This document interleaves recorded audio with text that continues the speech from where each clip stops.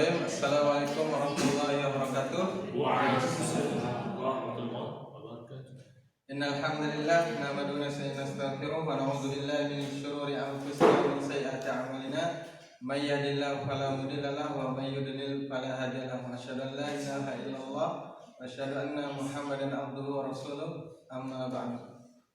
Pertama-tama marilah kita panjatkan puja dan puji syukur kita kehadirat Allah SWT yang dimana pada kesempatan siang yang agak teduh ini, alhamdulillah Allah SWT masih mengaruniakan kepada kita selaku hamba-hambanya begitu banyak nikmat-nikmatnya ya. Terutama sekali adalah nikmat kesehatan, nikmat kesempatan, dan tentunya nikmat iman yang masih ada di dalam hati-hati kita. Alhamdulillah. Oleh karena itu, marilah kita senantiasa bersyukur kepada Allah dengan kita gunakan segala nikmat yang diberikan olehnya dalam berketaatan dan menjauhi apa-apa yang dilarang oleh Allah SWT. Kedua kalinya, salawat serta salam semoga senantiasa kita curahkan kepada junjungan kita Nabi besar Muhammad SAW beserta seluruh istri-istri beliau, keluarga-keluarga beliau, sahabat-sahabat, dan kepada seluruh pengikut setia beliau hingga hari kiamat kelak. Dan semoga kita semua yang berada di ruangan ini adalah di antara pengikut setia beliau. Amin ya rabbal alamin. Baik rekan-rekan sekalian yang dirahmati oleh Allah Subhanahu wa taala. Insyaallah pada kesempatan kali ini ana akan menjadi orang yang kedua ya dalam program upgrading guru ya, yang dalam hal ini bedah buku ya. Yang pertama itu dari kepala sekolah kita tercinta, sudah lama tuh ya. Positif kepala sekolah. Kemudian langsung loncat ke rakyat jelata ya, staf TU. Maksudnya dari kepala sekolah menuju staf TU ya. Positif kepala sekolah tadi. Nah, teman-teman sekalian yang dirahmati oleh Allah SWT, sebagaimana yang Anda posting di grup sekolah kita ya, di laporan itu Anda agak nggak enak juga ya, karena sendiri ternyata posting, kirain ada yang posting juga. Karena berdasarkan kesepakatan ya, evaluasi buku. Di situ Ana menyebutkan 7 buku ya yang Ana sudah tuntaskan sampai selesai kemarin. Tapi bukunya bukan buku kayak gini ya. Enggak, tapi buku yang imut-imut, kecil-kecil. Tapi semuanya itu di awal kalau Anda perhatikan itu Syekh aja. Kayak antum. Jadi beda kelasnya ya, walaupun dia tipis, karangan ulama dengan dia tebal tapi bukan ulama, beda kelasnya. Enggak, maksudnya kalau ini ulama ya. Tapi maksudnya dengan buku yang lain. Nah teman-teman sekalian yang dirahmati oleh Allah SWT, dalam kita membahas ya, membedah buku karya para ulama itu berbeda dengan buku-buku secara umum ya. Kemarin ditegaskan kembali oleh Ustaz Naufal ya, walaupun slide ini Anda buat dulu sebelum Ustaz Naufal menyampaikan. Beliau mengatakan di antara adab kita dalam mempelajari kitab para ulama itu adalah pertama, kita harus tahu nama kitabnya. Pertama. Kedua, kita harus tahu biografi minimal singkat dari penulis kitab tersebut.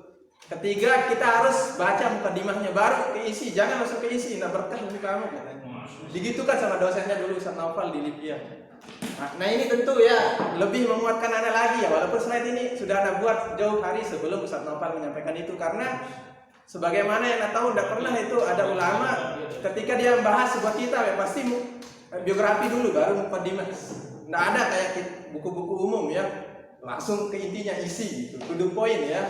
Nggak ada pemanasannya, nggak bagus. Itu dalam mana ya, itu bedanya. Nah judul kitab ini teman sekalian, judul aslinya adalah yang sebelah kanan ya, Adabud Daris wal Mudarris ya, adab-adab murid dan guru ya. Judul terjemahnya adab penuntut ilmu dan pengajar. Itu judul Indonesia. Kemudian ditambah lagi agar ilmu melekat dan bermanfaat.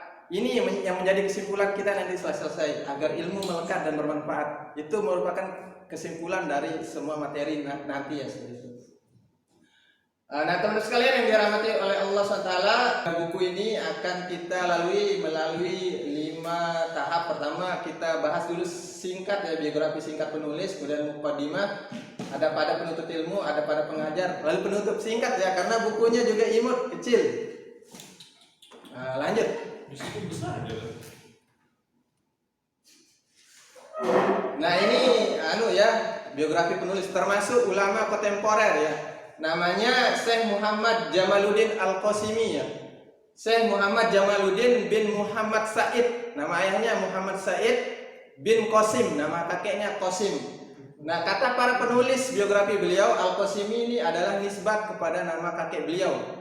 Entah kakek yang keberapa atau entah kakek yang karena sebut tadi atau entah di belakangnya ada lagi yang namanya Al-Qasim ya. Yang jelas itu nisbat kepada nama kakeknya yang bernama Al-Qasim yang merupakan salah satu ulama besar negeri Syam. Nah, beliau ini termasuk salah satu ulama besar dari negeri Syam, lebih tepatnya adalah Suriah di Damaskus. Makanya Syekh Muhammad Jamaluddin Al-Qasimi Ad-Dimaski di akhirnya. Makanya di kitab aslinya tadi itu kan Al-Allamah Syekh Muhammad Jamaluddin Al-Qasimi Ad-Dimaski ya. Nah, Damaskus, teman-teman sekalian yang dirahmati oleh Allah SWT, atau negeri Syam secara umum, ini adalah salah satu negeri yang diberkahi, wilayah yang diberkahi oleh Allah SWT, dan di sana banyak terlahir ulama-ulama besar. Di antaranya adalah buku ini ya, Imam Ibnul Qayyim rahimahullah. Beliau lahir di Damaskus, makanya di akhir namanya nanti Ad-Dimaski. Kemudian Imam An-Nawawi rahimahullah yang digelari Muhyiddin, penghidup agama. Abu Zakaria Yahya bin Syaraf bin Murri ya, Asy-Syafi'i Ad-Dimaski dari Damaskus juga. Kemudian ada juga Syekhul Islam Ibnu Taimiyah rahimahullah. Kemudian ada Izzuddin bin Abdissalam rahimahullah dalam mazhab Syafi'i. Kemudian ada Ibnu Qudamah. Kemudian ada Imaduddin Ibnu Katsir rahimahullah. Ada juga Ibnu Katsir, penulis terkenal ya, tafsir yang dipakai oleh banyak orang kaum muslimin. Semuanya berada di Damaskus. Ada yang lahir pas di kota Damaskus, ada yang di sekitaran di situ, tapi nanti dakwahnya berkembang di Damaskus. Nah, beliau ini adalah salah satu orang Damaskus ya. Kelahiran dan masterpiece. Masterpiece ini kalau kita buka KBBI karya agung ya. Karya agung artinya. Ini karya agungnya. Mahasinut Ta'wil fi Tafsir Quran Al-Karim. Ini karya terbesar beliau ya, yang terdiri dari 17 juz. Tapi ini dicetak menjadi 9 jilid ya. Juz pertama itu muqaddimah saja isinya, tebal. Sebagaimana kitab Ibnu Khaldun ya, itu kan Al-Ibar kan sifatnya tebal. Muqaddimahnya itu khusus satu, dicetak jadi satu buku sebagaimana disampaikan Ustaz Novel kemarin ya. Al-Muqaddimah jadinya besar. Ini juga besar dia. Dia tebal-tebal ini walaupun 9 jilid ya. Dan ini ditulis oleh beliau selama 16 tahun tafsir ini. Itu luar biasanya ulama ya. Kalau sekarang mana ada yang istiqomah ya, maksudnya nyicil ya seperti itu menulis sampai belasan tahun seperti itu ya. Nah, ini kelahirannya bisa dilihat ya, lahir pada 8 Jumadil Ula 1283 Hijriah atau 17 September 1866 Masehi di kota Damaskus. Kemudian wafat pada 18 April 1914 M. Jadi ini sejaman dengan ayahnya Buya Hamka rahimahullah, Syekh Abdul Karim Amrullah. Sejaman juga dengan Syekh As-Sa'ati, ayahnya Syekh Hasan Al-Banna rahimahullah. Kemudian ini juga mirip-mirip dengan Kiai Haji Asyim Asy'ari dan Kiai Haji Ahmad Dahlan masa-masanya. Tapi ini termasuk ulama kontemporer yang zaman sekarang ya, seperti itu. Termasuk kontemporer. Dan gelar beliau disematkan sebelum saya itu Al-Allamah, artinya yang luas ilmunya. Dan ini adalah salah satu gelar yang paling tinggi di abad modern ya untuk ulama. Al-Allamah, Al-Muhaddis, Al-Faqihuz Zaman, ada seperti itu. Cuma itu aja paling tinggi. Kalau dulu lebih ngeri lagi ya. Kalau kita mundur lagi ada Al-Hafiz, lebih tinggi itu sebagaimana kemarin disampaikan Ustaz Novel. Al-Hafiz ini dia hafal 100.000 hadis baik matan maupun sanad. Sebelum Al-Hafiz ada yang lebih tinggi lagi, yaitu Amirul Mukminin fil Hadis. Ini dalam Tazkiratul Huffaz ini ada beberapa disebut yang mendapat gelar Amirul Mukminin fil Hadis. Ini dia hafal hadis matan dan sanad itu 300.000 sampai 1 juta hadis. Yang mendapat gelar ini adalah yang pertama Imam Sufyan Ats-Tsauri rahimahullah. Kemudian kedua Imam Ibnul Mubarak. Imam Ahmad yang ketiga, kemudian Imam Al-Bukhari dan Imam Muslim, ini disebutkan. Kemudian keluarga dan aktivitas. Keluarga dan aktivitas. Nah, di sini di buku ini ya, buku kecil ini disebutkan mukadimahnya ada dua ya, mukadimah dari orang yang menerbitkan sama mukadimah dari penulisnya. Nah, dari mukadimah yang menerbitkan disebutkan beliau tumbuh di sebuah keluarga ilmu dan takwa. Maksudnya orang-orang soleh, ayahnya, ibunya, kemudian kakeknya. Ayahnya adalah Syekh Muhammad Said, kakeknya adalah Syekh Qasim. Orang soleh, ya tentu ibunya juga solihah. Ya. Maka lahirlah anak yang luar biasa. Maka itu penting bagi kita dulu sebelum kita anak nikah ya dan yang lain-lain. Itu kita dianjurkan sama para ustadz. Nah, saat itu kalau mencari calon istri adalah agamanya yang lebih dahulu, baik agamanya seperti itu. Karena insya Allah itu bisa memperbaiki keturunan ya. Kalau orang kamu kan memperbaiki keturunan tuh paras ya, atau boleh memperbaiki keturunan, padahal itu memperparah keturunan. Karena dari muslim nanti kafir. Ya ada teman dulu SMA kerja, enggak kuliah, kerja di Gili, nikah sama orang Jerman, pergi ke Jerman, enggak tahu gimana agamanya. Muslim. Oleh karena itu penting untuk kita mencari istri yang solehah. Kalau di sini kanis ya begitu. Karena di sini kanis saya belum nikah ya. Istri yang solehah. Makanya kan tulkahul mar'ati li arba'in ya, wanita itu dinikahi karena 4 perkara, 4 hal ya. Kemudian 5 liha wali jamaliha wali hasabiha wali diniha fadbar bisidin taribat yadah. Yang pertama itu kan apa namanya? 5 liha. Karena kayanya, kemudian parasnya, kemudian keturunannya, kemudian agamanya, kemudian fadbar bizadid taribat yadah. Agak selegot ya. Grogi sama Ustaz Sibawai. Itu kan jadi pilih agamanya. Maka penting jadilah keturunannya ulama besar di zamannya ya, yang menggantikan posisi ayahnya. Nah, kita juga hari ini penting kita tanamkan kepada siswa-siswi kita di sekolah ini agar mereka menjadi orang-orang yang berakhlak mulia ya, bertakwa, menjadi muslim-muslimah yang baik dan nantinya bisa mendapatkan jodoh yang baik juga sebenarnya. Kemudian yang selanjutnya beliau dakwahnya berpusat di sini ya, di Masjid Jami As-Sinaniyah di Babul Jabiyah namanya, di pintu Jabiyah ya. Di mana itu ya, di Damaskus ya. Adanya di Damaskus, intinya di situ. Dan beliau pusat dakwahnya di situ, ngaji kitab ya. Dan beliau lebih banyak berfokus di masjidnya ya, dari pagi sampai malam. Maksudnya ada waktu-waktunya ya. Lebih berfokus di situ ya. Dan menulis. Nah, beliau ini menulis teman-teman sekalian yang dirahmati oleh Allah SWT, ketika berada di kereta api melakukan sebuah perjalanan. Itu dia sambil baca juga, sambil menulis. Naik gerobak, pergi rekreasi. Pokoknya dalam segala aktivitasnya itu dia senantiasa baca buku. Dan kalau kita lihat ya, ulama-ulama yang dulu itu ngeri-ngeri kadang dia. Imam Nawawi kan zaman kemarin ya, 600-an. Ibnu Taimiyah, Ibnu Qayyim jauh mundur lagi ke belakang. Misalnya Imam Al-Khatib Al-Baghdadi, nah, itu baca buku sambil jalan sampai kadang-kadang dia kena lubang saking anaknya sama buku tuh nikmatnya. Sampai baca sambil jalan. Ada juga itu kakeknya Syekhul Islam Ibnu Taimiyah ya.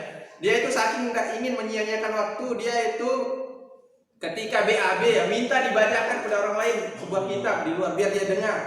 Saking luar biasanya. Kita sekarang kan malas. Kalau sekarang ya, padahal banyak sekarang ini sarana-sarana ya, tapi kadang malas ya. Oleh karena itu perlu kita belajar dari Ustaz Rosid ya, luar biasa anaknya. Hirsun wajtihadun ya, apa kemauannya yang keras dan kesungguhannya ya dalam bahasa Inggris luar biasa lah, semangatnya masing-masing punya kelebihan ya. Misalnya Ustaz Sibawai.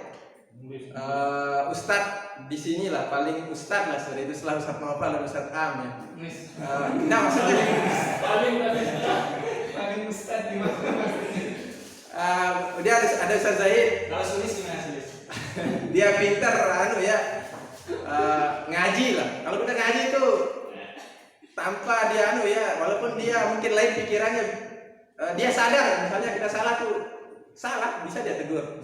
Ahli dia itu luar biasa. Karena itu mungkin dulu lama dia belajar masalah tajwid dan seterusnya terkait ngaji ya. Makanya luar biasa.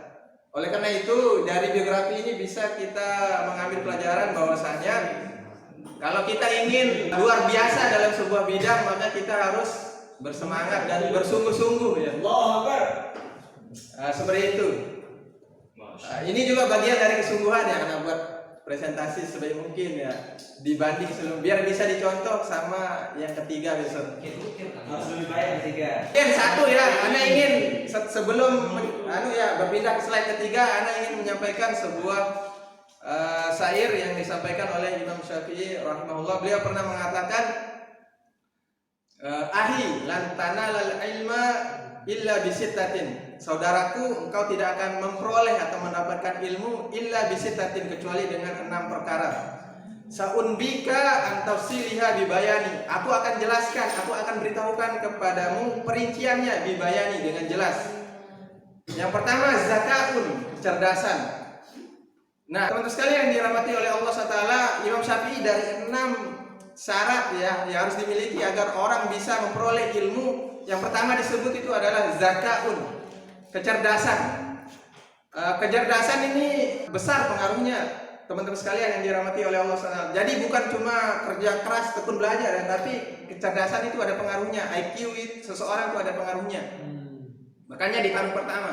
Para ulama itu kenapa kemudian dari kecil menghafal Al-Quran ya? Karena memang cerdas. Maksudnya Allah memudahkannya untuk itu, seperti itu. Ditakdirkan dia untuk itu. Imam Nawawi masih kecil diajak main nangis dia. Sudah Allah yang menjaga seperti itu. Karena memang akan menjadi ulama besar nantinya. Sorry, kalau kita kan enggak. Sampai umur mungkin sampai SMA dulu masih nonton Naruto kan, sampai sekarang. Maksudnya Doraemon macam-macam kan masih. Kalau dulu enggak. Benar. Luar biasa ya. Nah, zakaun ya, jadi ini mempunyai pengaruh besar ya, makanya ditaruh di yang pertama ya sama Imam Syafi'i. Dan ada dalilnya enggak? Ada ya. Ini tadaburannya, bisa salah bisa benar. Dalam hadis yang sahih Nabi kita SAW bersabda, "I'malu, beramallah kalian. Kullun muyassarun lima khuliqa lahu." Setiap kalian, setiap orang akan dimudahkan untuk apa dia diciptakan. Tujuan kita diciptakan oleh Allah itu. Jadi kalau memang kita ditakdirkan untuk menjadi seorang ulama, dimudahkan kita untuk belajar, tidak menyia-nyiakan waktu. Itu yang kita lihat di biografi ulama yang masih kecil terjaga. Makanya Imam Syafi'i itu ketika dia melihat tersingkap betis seorang wanita tanpa sengaja karena tertimpa angin, hilang beberapa hafalannya. Kalau kita kan sekarang nggak bisa seperti itu. Maksudnya maksudnya kita kan bukan betis, kita lagi enggak betis. Kalau betis mungkin masih sopan. Lebih dari itu kan sekarang. Jadi makanya mungkin mental ya hafalan kita itu. Kadang sulit hafal ya, masih salah-salah baca hadis mungkin karena itu. Hafalan yang hilang tapi nggak bisa hafal. Nggak bisa hafal. Kalau hilang kan berarti banyak hafalannya. Ini kalau nggak ada apa yang mau hilang kan itu. Tapi dia mentok nggak bisa. Kemudian yang kedua, yang pertama zakaun, yang kedua wahirsun, kemauan yang keras.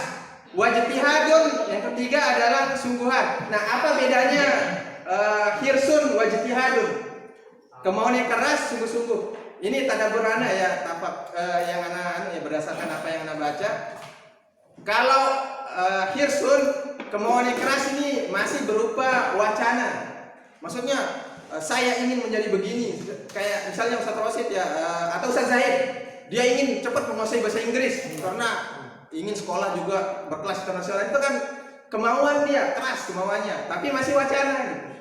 Nah, wajtihadun dan kesungguhan. Nah, kesungguhan itu dilihat anaknya apa buktinya, actionnya.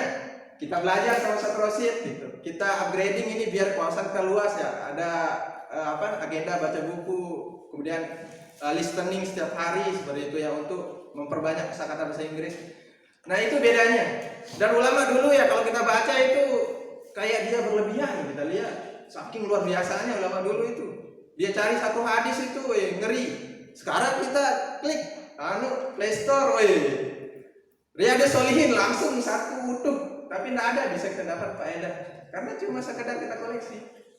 Itu bedanya dulu ya, maksudnya dulu tuh hadis itu satu luar biasa, proses mencarinya berat. Jadi benar-benar mungkin berkahnya di situ ya, karena capek itu luar biasa. Makanya ulama dahulu tuh luar biasa. Nggak bisa yang sekarang ya, nggak bisa ditandingi sama yang sekarang itu. Sekarang terlalu mungkinnya seperti kata Ustaz Nofal kemarin tuh, la yustata'ul ilmu bi rahatil jism. Ilmu itu tidak akan bisa diperoleh, didapatkan dengan tubuh yang bersantai-santai, dengan banyak istirahat. Kata Yahya Abi Katsir ya rahimahullah taala. Jadinya mungkin itu ya, kita sekarang susah berkembang ya, susah memiliki wawasan yang luas dalam sebuah bidang karena mungkin kita kurang bersungguh-sungguh dan kemauan kita kurang. Kalau dulu tuh kan rata-rata ulama tuh ratusan aja karyanya. Ini aja mendekati 100. Padahal umur beliau ketika wafat adalah 49 tahun. Kalau dia dihitung dari tahun Hijriah, kalau Masehi 48 tahun. Beda 6 tahun sama Syekh Hasan Al-Banna yang wafat 42 tahun. Jadi masih muda. Imam Nawawi wafat 45, mulai menulis umur 30. Dia menulis 15 tahun, tapi kitabnya banyak sekali. Itu para ulama. Sekarang aja suruh orang nulis itu lelah dia, meta di Pusda itu cari referensi ya. Misalnya sekelas doktor sekarang ya suruh aja buat dia disertasi itu lelah dia mikir. Dulu syarah Sahih Muslim itu tebalnya gini, ikhwatilah sekalian. Tapi Imam Nawawi menulis mensyarah kitab Sahih Imam Muslim itu tanpa punya kitab Sahih Muslim. Dia menghafal dari gurunya. Makanya dia juga termasuk Al-Hafiz Imam Nawawi rahimahullah. Kita sekarang berat ya, berat. Termasuk anak pribadi ya. Yang di sini mungkin yang banyak itu Ustaz Sibawa ya. Yang selain Ustaz beneran, selain Ustaz Nofal sama Ustaz Aurullah ya. Nah maksudnya kan kita pendidikan kita background kan umum ya, SPD, SD. Nggak berani, nggak berani kita bilang Ustaz SPD ya. Kecuali di hadapan anak-anak baru boleh kita mengaku Ustaz, karena kan adab ya, biar mereka beradab kepada kita. Lanjutkan sedikit Bapak sekalian. Kemudian yang keempat adalah wabul gotun, bekal yang cukup, bekal yang banyak. Jadi menuntut ilmu itu butuh bekal. Sama seperti kita belajar dalam hal apapun. Belajar bahasa Inggris banyak bekalnya. Ustaz Rosid tuh macam di download untuk kita, game macam sampai macam, pokoknya banyak sekali dia kreatif. Itu maksud Anda terus itu ya, Anda melihat ya secara pribadi ketika dia mengajar itu seolah-olah dia sudah menyiapkan, benar-benar siap dia mengajar. Nah itu adalah ciri guru yang baik. Di antara ciri guru terbaik yang baik itu dia senantiasa mempersiapkan diri ketika sebelum mengajar setiap hari, enggak sekali. Itu kalau enggak seperti itu bisa jadi subhat gajinya katanya. Iya serius itu. Kalau misalnya dia bersungguh cuma seminggu, setelahnya enggak bersungguh-sungguh. Ini semua kita belajar maksudnya ya. Nah, Anda lihat seperti itu ya, semangat beliau, malah kayak dia khawatir kalau nggak dapat jadwal ngisi terus itu, saking semangat sambil makan itu listening terus itu ya. Itu harus perlu kita tiru ya. Anda juga gitu ya, tapi bukan dalam bahasa Inggris. Dalam buku bisa seperti itu terus, tapi bahasa Inggris belum bisa ya. Karena kullu muyassarun lima khuliqalahu ya. Mungkin setiap kita diberikan kemudahan pada memang yang itu kita diciptakan. Anak merasa berat, jujur. Anak kuliah bahasa Inggris kan merasa gimana? Bebel, lama sekali ya bisa. Padahal kata pikinaki ini Anda dengar menguasai bahasa itu asing yang paling lama tuh setahun katanya. Ngeri dia bilang. Dia belajar beberapa minggu sudah bisa beberapa ngomong dengan native walaupun sedikit. Itu katanya. Sementara kita kan belajar lama sekali. Ngeri. Makanya kemarin tuh kenapa anak kayak teriak ya ketika bahasa Arab tuh disuruh salah tuh. Kenapa? Karena anak pernah belajar yang mahal. Jadi ketika nggak bisa malu. Makanya anak kayak gitu ya, kadang kayak teriak tuh merasa malu. Kalau saya kan kalau dia salah tidak wajar karena dia sudah berikrar dari 6 tahun belajar sekarang kan. Jadi harus dia lebih pintar gitu. Kemudian setelah wabul gotun, kemudian wasubatu ustazin, bimbingan ustaz. Nah ini kita ya di sekolah ini sebagai ustadz penting ya untuk terus ya memberikan bimbingan yang terbaik kepada para siswa. Dan kita juga kalau ingin mahir dalam sesuatu butuh bimbingan orang yang ahli dalam bidangnya. Seperti itu. Dalam hal apapun, mau pelajari tentang desain grafis nggak mungkin kan pergi ke counter minta diajarin kan nggak mungkin. Dia cuma bisa jualan pulsa, desain belum tentu. Begitu juga kalau belajar bahasa Inggris ke orang yang tidak pernah bahasa Inggris sebelumnya kan nggak bisa. Seperti itu. Kemudian yang terakhir adalah watulu zaman. Nah, waktu yang lama ini terakhir. Ini kalau anak setelah anak tadabur ya lama. Dia urutannya ini dari yang terpenting ke yang maksudnya ada orang ya pengaruh zakaun kecerdasan ya. Misalnya anak contohkan ya, ada orang kalau dia bakatnya seni ya, misalnya bakat seni cepet dia bisa desain grafis. Misalnya bakatnya di situ, nggak perlu dia diajar-ajar atau tidak bisa. Tapi ada orang yang disuruh lama tidak bisa dia. Sama dengan bahasa juga, ada orang yang cepet lah dia seperti itu. Sama dengan Ustaz Muhammad Elfandi LC MPhil MA. Dia ini di Mahat dulu di Bandung. Beliau ini LC-nya di Al Azhar, S2-nya di Prancis sambil belajar bahasa Prancis. Kemudian lanjut S2 di Manchester, Inggris. Langsung di situ pasti bahasa Inggris S2. Dia mau lanjut PhD tapi tidak jadi pulang ya. Dan dia nikah dengan orang Jerman atau Paris. Anda lupa ingat ya, tapi dia nikah dengan luar negeri. Dia itu kalau tidak salah bisa bahasa Indonesia jelas, kemudian bisa bahasa Inggris, bisa bahasa Arab, sama bisa bahasa Prancis. Dan itu masih muda, Yopila sekalian. Nah, kita ya sebagai seorang guru di sekolah ini ya dituntut untuk multitalenta kan. Makanya dulu kan setiap kita kan yang enggak bidangnya kita juga kan. Misalnya kayak anak pernah ngajar TIK dulu 2 kali. Pernah jadi membuat soal penjas case. Itu kan benar-benar muter otak itu karena benar-benar nggak tahu soalnya. Kalau TIK kan gampang. Karena saksi. kemudian Ustazah Rani juga ada macam lah selain bidangnya itu mata lokal ya kayak gitulah dikasih. Itu kan kita disuruh multitalenta ya di sekolah ini. Ustaz Rosid misalnya luar biasa bisa mana. Kemudian maksudnya guru kan antum kan bisa mana tapi mungkin tidak seri Ustaz Rosid. Kemudian dia juga ikut Impu Pinggang hitam. Pinggang sabuk hitam. Terus dia juga pintar bahasa Inggris dan pintar bahasa lainnya. Banyak ya bisa. Robotik. Nah, seharusnya kita juga gitu. Selain kita misalnya anak bidang, sekarang SOS ya. Save our soul ya. Sarjana save our soul. Karena darurat ya, dibantu sama istri ya kerjanya. Jadi save our soul ya. Selamatkan darurat ini, mau wisuda cepat ya. Historinya hanya tulisannya. Nah itu kan jadi harus bisa.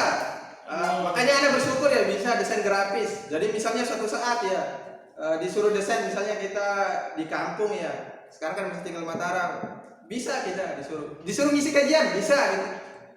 Disuruh jadi imam bisa misalnya. Karena kita pernah jadi dai dulu ya ketika di Maha, diutus ke Bima ya sudah itu 20 hari kayak huruj lah itu. Sendiri dilepas itu.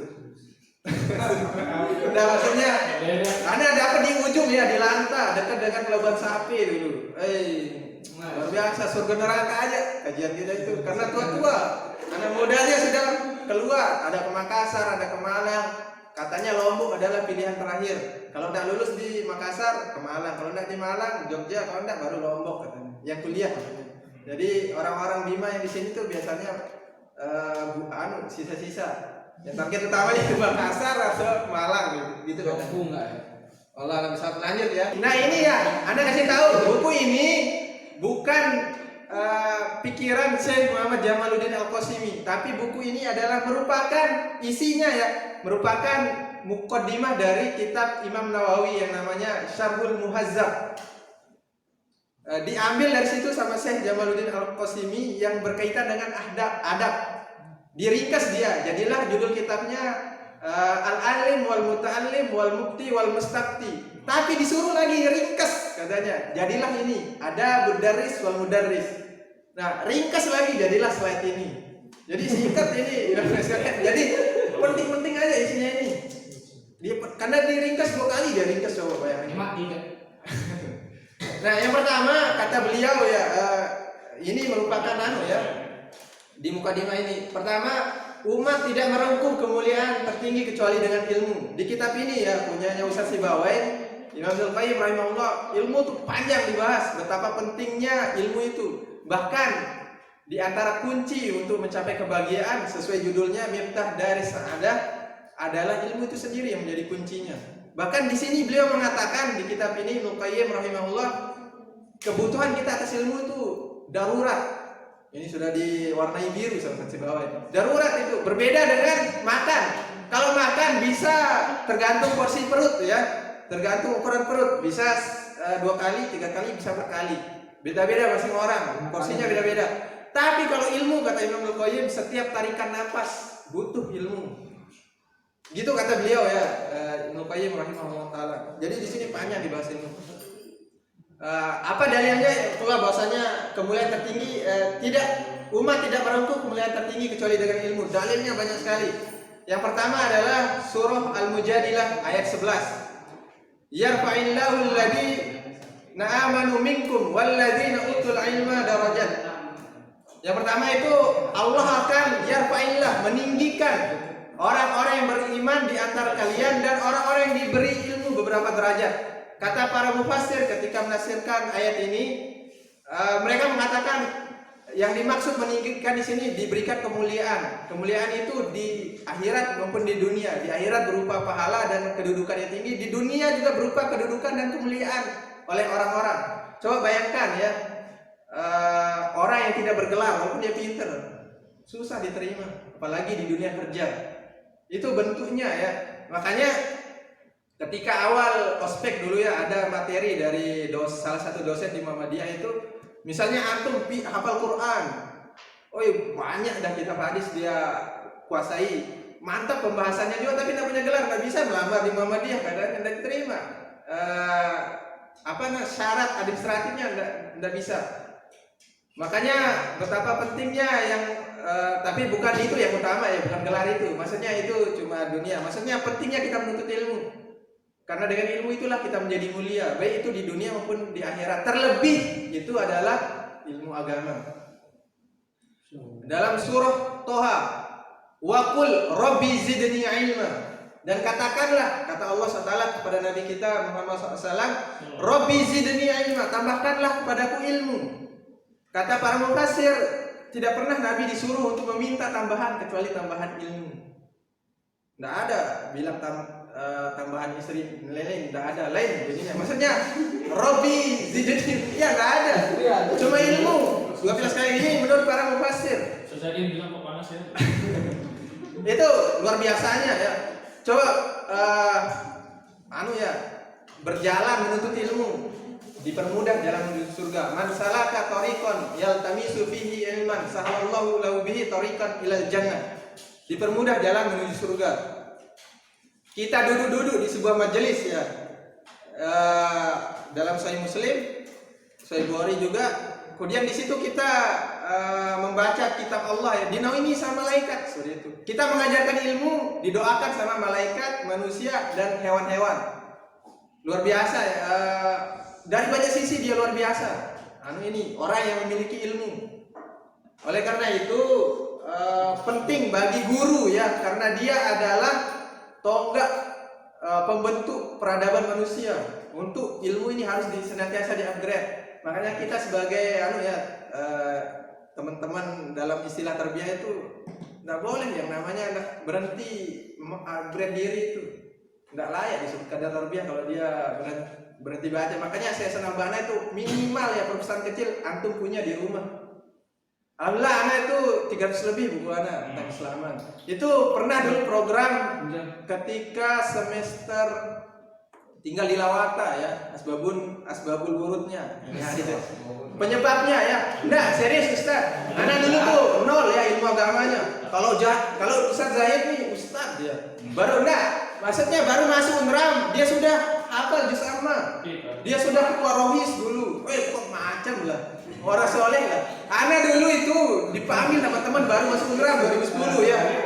Dipanggil ada teman Ahmad Rozi namanya ya. Ahi dia bilang, Allah apa artinya ini? Dia bilang, kirain bahasa Lombok Tengah ya bilang sekalian. Serius saya tidak tahu ya. Ahi dia bilang. Asli lucu deh. Apa artinya ini? Itu betapa enggak enaknya jadi orang bodoh itu. Ahi kirain bahasa Lombok Tengah. Uti, aduh apa artinya? Makanya anak kenapa kemudian terinspirasi masuk Al-Kahfi dulu karena dia berbeda sama yang lain. Anak dulu pernah ya baca buku habis sholat subuh sampai tidur. Istirahatnya cuma makan. Dan anak kadang pernah berpikir dulu ya menyibukkan makan itu pernah sampai seperti itu, pernah dulu mungkin karena saking semangatnya karena setiap hari gitu. Tapi itu tidak ketika nikah mulai terkikis sedikit karena beda tugas kita kan. Masa cuma baca buku, masa mau pakai bismillah makan kan nggak bisa. Nah maksudnya kan harus maksudnya masa cuma istri mau dikasih bismillah gitu kan nggak bisa. Harus cari uang kerja gitu. Jadi terus dia bilang gini, Sri Ano benar-benar terpukul ya, dia bilang apa gunanya antum banyak baca buku banyak ilmunya tapi nggak bisa gini-gini macam-macam disebutkan. Nanti kan orang kita istri itu kalau kita salah ya semua disebutkan, dilupakan beda kita nggak serius. Itu semua ini luar sekarang ya ada hubungannya gitu. Nah itu ya dalil yang pertama tadi. Kemudian alhamdulillah dalam hadis may yuridillahu bi khairan yufaqihu fid din. Hadis Bukhari Muslim. Barang siapa yang Allah kehendaki ada pada dirinya kebaikan, maka Allah akan pahamkan dia dalam urusan agama. Kata Imam Al-Qayyim dalam kitab ini Miftah Dari Sa'adah, kalau seseorang tidak diberikan pemahaman dalam agama, berarti tidak dikehendaki kebaikan. Mafhum mukhalafahnya seperti itu, makna kebalikan. Itu kata Imam Al-Qayyim dalam kitab ini. Jadi setinggi apapun pendidikan kita profesor, doktor, MA-nya 3 dalam bidang yang berbeda-beda, tapi tidak paham sholat yang benar gimana, sia-sia. Makanya tadi anak tonton ya Ustaz Ali Ahmad, orientasi pendidikan Islam itu bukan dunia, tapi menggabungkan keduanya. Tapi yang lebih dahulu adalah akhirat, itu orientasinya. Itu luar biasa sekali materinya tadi tentang gaji, tentang bagaimana kita kerja, tentang rezeki yang subhat macam-macam, bagus dia. Jadi itu Bapak sekalian. Jadi selain kita di sini ya, kita harus senantiasa semangat mengupgrade diri. Karena kita ini kan sekolah Islam terpadu. Tapi kalau misalnya ngajar IPA, matematika tidak bisa terselip di situ nilai-nilai Islam, gagal itu. Itu Ustaz Ali Ahmad tadi. Yuk, gimana caranya kok ajar matematika kok bisa masuk agama? Bisa. Dia contohkan tadi ya, tapi panjang contohnya. Misalnya nanti dia hitung nih, ada 3 ini untuk anak-anak ya, ada 3 rotinya Pak Ahmad misalnya kayak gitu ya. Kemudian dia kayak sedekahkan dikasih 2 jadi berapa? Nah, kayak gitu. Dicontohkan untuk anak-anak ya. Dan mata pelajaran lain itu sangat memungkinkan ya, kayak IPA seperti itu dan seterusnya. Apalagi bahasa Indonesia banyak sekali. Robotik, kemudian bahasa Inggris itu bisa dia masuk. Misalnya kita menyemangati anak-anak ya, biar mantap bahasa Inggris, biar besok bisa juga menyampaikan dakwah dalam bahasa Inggris. Gitu, bukan sekedar ya biar bisa kerja di Amerika, bukan gitu. Bukan gitu Islam katanya. Tujuan pendidikan Islam bukan gitu. Itu namanya pendidikan sekularisme atau sistem pendidikan sekolah itu ibarat pabrik, ada input, ada output. Ini bukan Islam katanya. Enggak seperti itu Islam. Bukan sekedar itu maksudnya. Tapi yang kita harapkan itu besok itu anak-anak itu selain dia bisa mandiri ya, berakhlak cerdas mandiri, selain bisa seperti itu, dia juga misalnya ditanya untuk apa kamu diciptakan, dia ngerti untuk beribadah kepada Allah. Enggak, dia lupa itu. Kenapa kemudian banyak intelektual kita ya di Indonesia ini dia Islam tapi korupsi gara-gara itu. Enggak bagus pendidikannya dulu. Enggak benar lah seperti itu. Kok menteri itulah kok bisa ada sekelompok orang Kristen dia mengajukan keberatan atas buku pelajaran agama Islam tentang pendapat kita tentang Yahudi dan Nasrani, disuruh revisi malah diiyakan. Masa menteri agama gitu? Nggak bisa. Kacau itu ya. Bisa. Itu babnya Nawaqidul Islam, pembatalan Islam. Di antara pembatalan Islam dari beberapa yang disebutkan para ulama itu salah satunya adalah kita tidak meyakini kekafiran orang kafir. Karena Allah yang mengkafirkan, jangan kita ragu. Batal Islam kita itu nggak usah ada. Pluralisme itu. Nah, ini penting dalam dunia pendidikan ya, misalnya antum sebagai guru. Beda orientasinya ya, pendidikan Islam. Jadi benar-benar ilmu agama ini harus menyokong guru-guru di sekolah Islam. Anda juga tonton kemarin ya dalam program bahasa Inggris Ustadz Rosid ini, dalam memenuhi program Ustadz Rosid ya. Anda tonton Dr. Bilal Philip, itu judulnya Islamization of Education. Itu ada 4 kriteria seorang pendidik muslim. Salah satunya yang pertama itu al-ilm, knowledge kata beliau yang pertama. Yang terakhir itu good deed, amal solih. Jadi yang pertama ilmu seperti itu. Jadi harus jelas seperti itu ya. Nah itu wabillahi sekalian. Kemudian sahabat ya, Muaz bin Jabal radhiyallahu anhu. Beliau ini adalah sahabat yang dikenal paling ahli dalam halal dan haram, ulamanya para sahabat. Beliau pernah berkata ya, dalam sebuah ungkapan beliau, al-ilmu imamul amal wal amaluhu tabi'uhu. Ilmu itu imamnya amal, dan ilmu itu adalah imamnya amal, dan amal itu adalah tabi'uhu, pengikutnya. Jadi ilmu dulu baru amal. Sebagaimana kata Imam Al-Bukhari dalam salah satu bab Sahih Bukhari-nya, al-ilmu qabla al-qawli wal amali, ilmu sebelum perkataan dan perbuatan. Jadi Ustadz Rosid kan sebelum dia bisa menjadi guru robotik kan sudah belajar dulu di BP, dan secara mandiri juga dia belajar lewat tutorial. Begitu juga Ustadz Kanis. Kalau enggak gitu kan menyesatkan atau mengajarkan robotik kan tidak bisa. Maksudnya robotnya nanti mungkin pincang, jalannya kan bisa jadi. Enggak, maksudnya kalau enggak jelas ilmunya. Kalau ilmu agama kan sesat jadinya kan. Kalau ini kan mungkin enggak jelas outputnya, hasilnya. Begitu juga misalnya materi-materi kayak IPS PKN ya. Itu kan banyak itu materi-materi yang mungkin nanti kayak berseberangan. Itu harus sebagai sekolah Islam bisa kita arahkan kan tentang Indonesia, tentang Pancasila macam-macam ya. Seperti itu. Kemudian juga masih yang poin 1, Umar bin Abdul Aziz rahimahullah, beliau adalah seorang tabi'in, pernah mengatakan man abadallaha bi ghairi ilmin, barang siapa yang beribadah kepada Allah tanpa didasari ilmu, bi ghairi ilmin, kana ma yufsidu aksara mimma yuslih, maka mafsadatnya lebih banyak daripada maslahatnya. Maksudnya rusak, banyak yang rusak ibadahnya kalau tidak didasari ilmu. Makanya Ibnu Qayyim dalam kitab ini bahaya ya, abid ahli ibadah tapi dia tidak paham banyak ilmu. Bahaya itu. Maksudnya antum ahli ibadah, yang mulainya luar biasa tapi tidak didasari ilmu, sholat juga semangat tapi tidak didasari ilmu, bisa banyak salah nanti sholatnya. Sementara Nabi menyuruh kita shollu kama ra'aitumuni usolli, sholatlah sebagaimana kalian melihat aku sholat. Tidak bisa kita realisasikan itu tanpa ilmu sebenarnya.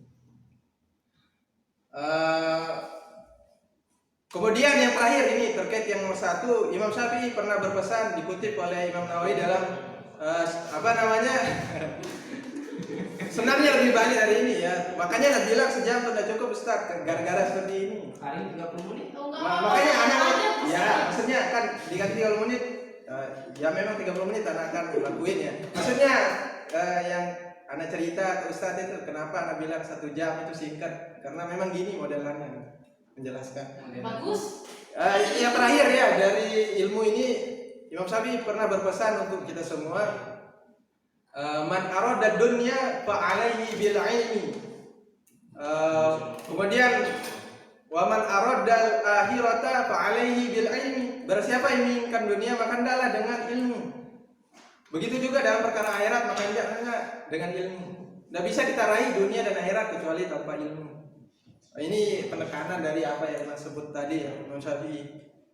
Oleh karena itu, ibu bapak sekalian yang dirahmati oleh Allah SWT, sekolah Islam itu berbeda dengan sekolah yang bukan Islam, sekolah pemerintah. Kurikulum kita berbeda ya, walaupun kita memakai dinas, tapi banyak kita modif-modif. Itu kan bukan sekedar modif ya, tapi kita ketika menyampaikan itu juga harus punya pengetahuan yang bagus terkait Islam, biar bisa masuk dia nilai-nilai Islam dalam setiap bidang yang kita ajarkan. Tidak akan bisa itu masuk kalau kita tidak punya sakofa Islamiyah yang bagus, tidak punya ilmu yang bagus. Kata Buya Hamka itu ya, walaupun dia bukan guru agama ya, tapi kalau agamanya bagus jadi materi itu. Entah itu IPA menjadi luar biasa. Tapi kalau tidak paham kan mungkin ya teori apa namanya bahwa kita dari monyet mungkin disampaikan. Padahal kan dalam agama tidak ada Nabi Adam gitu kan. Tapi kalau orang tidak tahu agama, oh ini teorinya kan, makanya ada di bagian belakang kayak ekor, kata guru IPA pas kelas 6 SD dulu.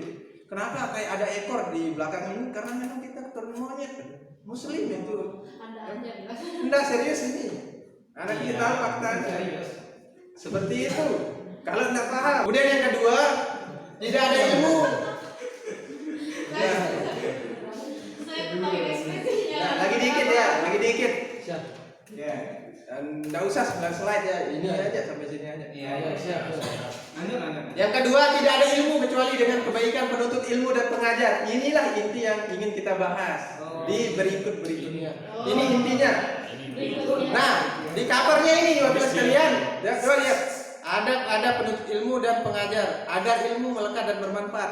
Ilmu itu tidak akan melekat dan tidak akan membuahkan manfaat atau dia tidak akan berkah kecuali kita melalui tahap yang dua ini dengan kebaikan penuntut ilmu dan pengajar. Bukan cuma siswanya yang baik adabnya, tapi guru juga. Di antara adab guru yang paling utama nanti pembahasannya akan tiba itu ikhlas. Ikhlas itu berat. Pengaruh banyak yang mempengaruhi ya keikhlasan kita, mungkin gaji, kemudian mungkin teman yang lain malas, kita ikut malas, dan seterusnya banyak. Diuji kita, kemudian kita punya banyak masalah, dan seterusnya banyak ya seperti itu. Nah, ini tidak akan kita raih ilmu yang melekat, yang bermanfaat, atau dalam bahasa kita itu ilmu yang berkah ya, yang ilmu itu mendatangkan rasa takut kepada Allah SWT. Innama yakhshallah min ibadihi. Hakikat ilmu dalam Islam adalah yang mendatangkan rasa takut. Kalau tidak datang rasa takut, bukan ilmu, cuma wawasan yang nempel di sini. Banyak tidak seperti itu, banyak teman sekalian. Banyak orang yang paham tapi dan kental ilmunya di sini, tapi tidak bisa menimbulkan rasa takut. Makanya dia gampang, misalnya menggibah orang. Tidak menggibah orang, melecehkan ustadz lain karena tidak di kelompok dia, atau melecehkan amalan orang lain tanpa berdasarkan ilmu, hanya berdasarkan apa yang dia tahu dari ustadznya. Itu gara-gara apa? Gara-gara dia belum punya adab yang benar. Maksudnya ilmu yang dia punya tidak menumbuhkan rasa takut. Padahal inti dari ilmu dalam Islam itu adalah menumbuhkan rasa takut. Itulah ulama. Kalau tidak takut tidak ulama katanya.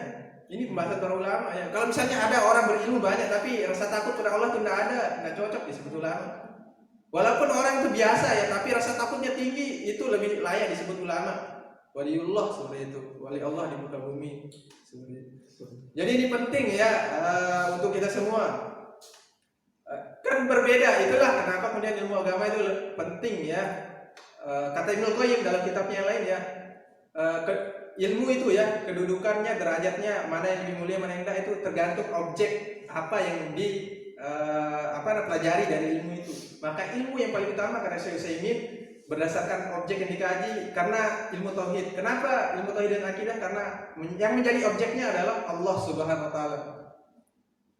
Nah, kenapa ilmu para ulama ini mulia ya? Karena yang dikaji adalah Al-Qur'an, Sunnah, kemudian ungkapan para ulama. Jadi walaupun tipis berbeda dengan buku yang tebal tapi bukan ulama. Nggak serius ini.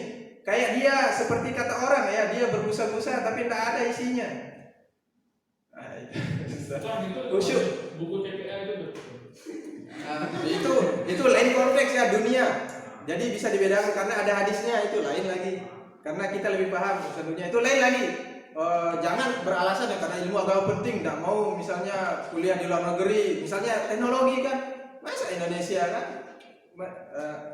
banyak yang harus, misalnya mau yang S2 tentang robotik pasti luar negeri, atau teknik apa yang misal yang lebih luar biasa lah seperti itu ya, bisa seperti itu. Maksudnya agama ya, kalau agama ini memang harus jelas juga ya, dari siapa kita mendapatkannya biar tidak tersesat teman-teman sekalian. Makanya banyak kemudian dosen-dosen di dalam tanda kutip Islam negeri ya. Itu kenapa banyak S2, S3 itu banyak dari liberal dan pluralis, karena mereka belajar agama di Amerika, Kanada, di Eropa. Ngapain belajar agama di situ? Orang syekhnya di Saudi dan Mesir. Salah itu. Makanya antum kalau baca buku Dr. Hadian Husaini tentang tokoh-tokoh liberalisme, hampir semua itu berada mengajar di kampus-kampus Islam. Kenapa universitasnya yang disensor, Islam negerinya enggak? Maksudnya itulah seperti itu. Dan anak tahu ya hafal siapa orang-orang yang dimaksud Dr. Hadian Husaini. Dan Hadian Husaini itu terang-terangan dan diterbitkan bestseller bukunya itu. Karena kenapa? Karena mereka juga terang-terangan. Agama yang lain tuh baik kok, tidak ada mengajarkan kejelekan, bisa batal keislaman itu. Karena kita menganggap kekafiran, kita ragu dengan kekafiran orang lain, sementara Allah sebagaimana dibahas ya Ustadz Naufal itu dalam 2 surah ya, Al-Kafirun, Al-Ikhlas, itu kan luar biasa itu, berlepas diri, diajak beribadah Tuhan 1 tahun sama asbabun nuzul surah Al-Kafirun kan, tidak mau Nabi karena itu akidah masalahnya. Tidak boleh kita ragu orang kafir ya kafir, Tuhannya Tuhan mereka, kita seperti itu. Kemudian yang 3, para pengajar adalah para pembimbing ke jalan kebenaran dan timbangan keadilan dan kejujuran. Ini harus kita ingat sebagai guru ya. Jadi kita harus, siapa imam kita dalam teladan kita dalam menjadi sosok guru terbaik ya, Nabi kita SAW. Allah SWT sendiri yang mengatakan demikian ya. Laqad kana lakum fi Rasulillahi uswatun hasanah, Al-Ahzab 21 ya. Sungguh telah ada pada diri Rasulullah SAW itu teladan yang baik, uswatun hasanah. Dan beliau adalah sebagaimana kata Ustaz Naufal kemarin itu syarah Arba'in Nawawi, imamud du'at wal muballighin, imamnya para dai dan muballigh. Kita ini kan muballigh, secara langsung ya, guru. Balighu anni walau ayat, sampaikan dariku walaupun 1 ayat. Kita secara langsung kita kan dakwah secara langsung, ini dakwah pendidikan.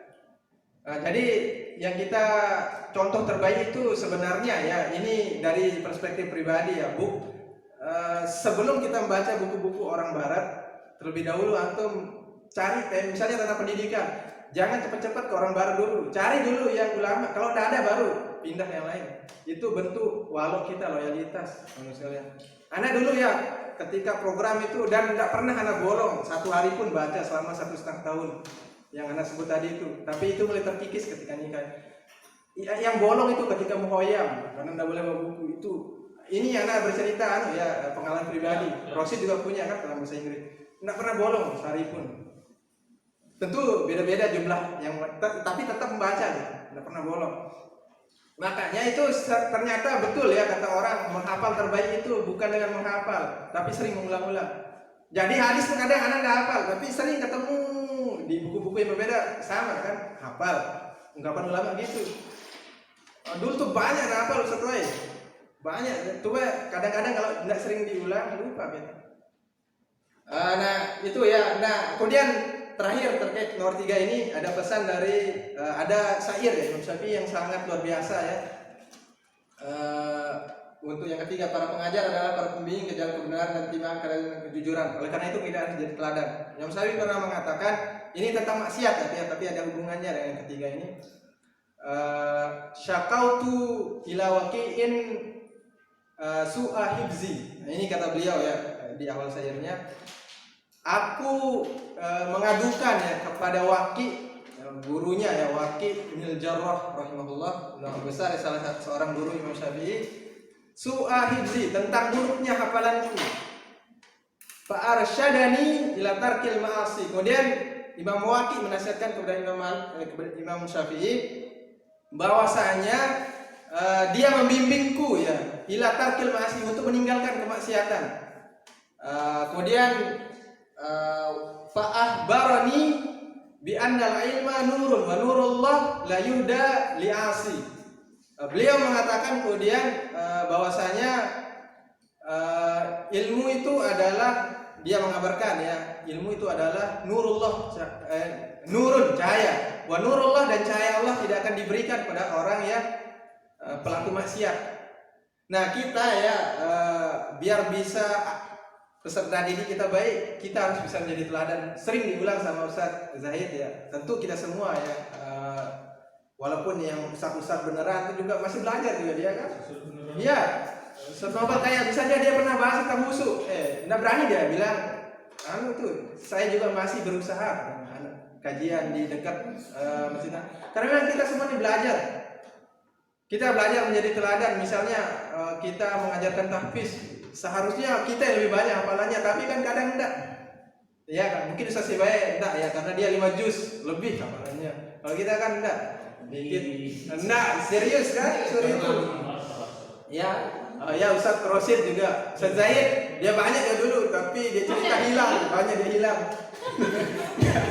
Nah, dia cerita dia hilang. Lainnya ada dendam. Nah itu ibu sekalian. Jadi kita sebagai pengajar usahakan agar terhindar dari perbuatan-perbuatan yang buruk, perbuatan-perbuatan yang maksiat, agar apa yang kita sampaikan itu benar-benar bisa tembus ke hati para peserta didik kita. Jangan-jangan ya dia tidak tembus itu karena kita juga banyak dosa. Dia kan tidak bisa masuk. Nah ini nomor 2, penuntut ilmu dan pengajar harus dua-duanya beriringan. Dia baik adabnya, kalau enggak muridnya hanya baik, gurunya enggak bisa. Oke, muridnya baik tapi gurunya enggak benar adabnya terhadap ilmu. Bagaimana dia mengajar enggak baik, enggak berkah juga. Maksudnya ilmu yang disampaikan berarti kan enggak bermanfaat. Sementara pepatah Arab itu mengatakan al-ilmu bila amalin kasajarati bila tamarin. Ilmu tanpa amal itu seperti pohon tanpa buah.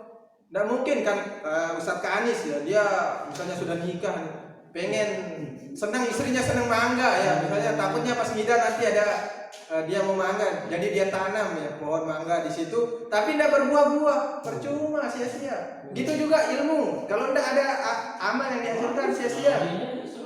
Nah, padi juga kan, ada nggak orang nanam padi tapi tidak mengharapkan ada bijinya? Nggak mungkin lah. Masa itu nggak ada hobi orang nanam padi buat dilihat aja, buat tempat foto, kan nggak mungkin.